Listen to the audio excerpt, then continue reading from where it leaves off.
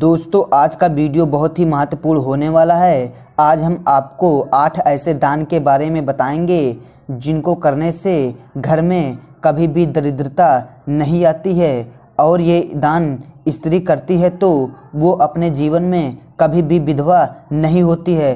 दोस्तों दान पुण्य हमारे हिंदू धर्म में संस्कृत में बताया गया है कि दान पुण्य हर इंसान को करना चाहिए।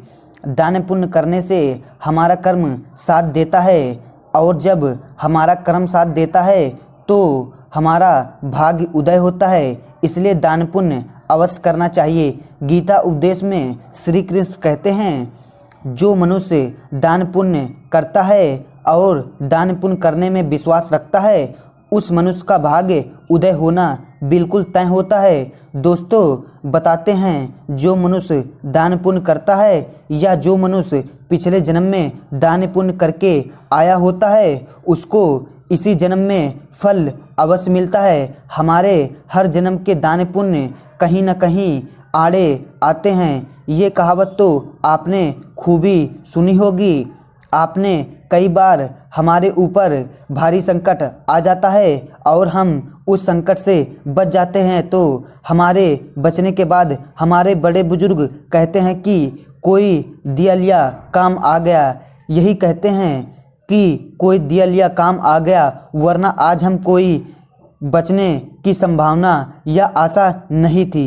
दोस्तों ये बात बिल्कुल सत्य है। हम जो दान पुण्य करते हैं कहीं ना कहीं वो हमारे काम जरूर आता है और दान पुण्य से हमारा भाग्य उदय होता है और जब हम भाग्य उदय होता है तो हम तरक्की करने लगते हैं, धन अर्जित करने लगते हैं, हमारे घर में सुख समृद्धि आती है। इसलिए दान पुण्य अवश्य करें। हम आपको बताएंगे ऐसे 9 दान आपको कौन से करने हैं। सबसे पहले जो लोग हमसे नए जुड़े हैं वो हमारे चैनल को सब्सक्राइब करें, अच्छे कमेंट करें और बेल आइकन ऑन करें ताकि हर आने वाली वीडियो का नोटिफिकेशन सबसे पहले आपको मिले, फ़ायदा उठा सकते हैं। दोस्तों हमारी बताई गई जानकारी बिल्कुल सही और सटीक होती है। हम जो भी जानकारी बताते हैं पुराणों ग्रंथों से प्रमाणित होती है। हमारी बताई गई जानकारी से किसी एक भी इंसान का भला होता है तो दोस्तों हमारा जीवन भी संग्रक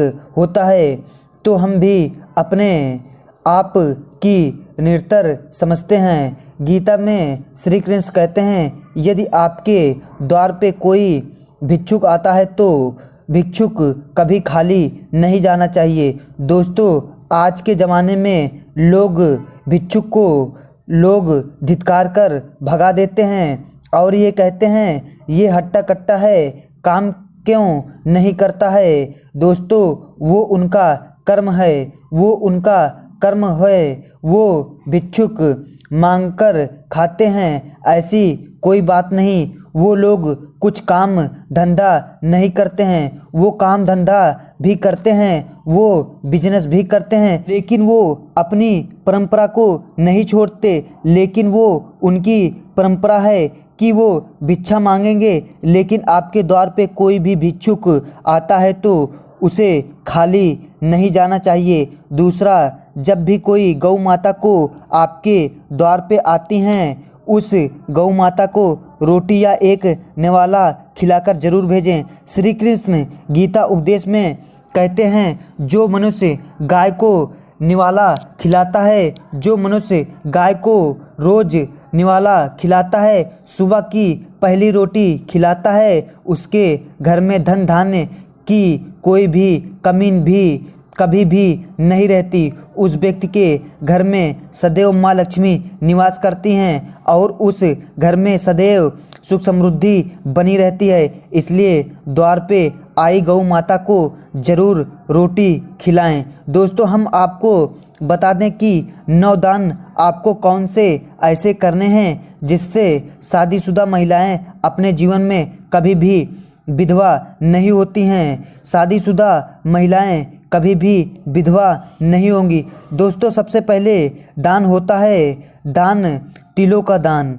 जो महिला यदि बुधवार के दिन तिल का दान करती है उस महिला के पति की दीर्घ आयु होती है। यानी लंबी आयु होती है, वो महिला अपने जीवन में विधवा कभी भी नहीं होती है।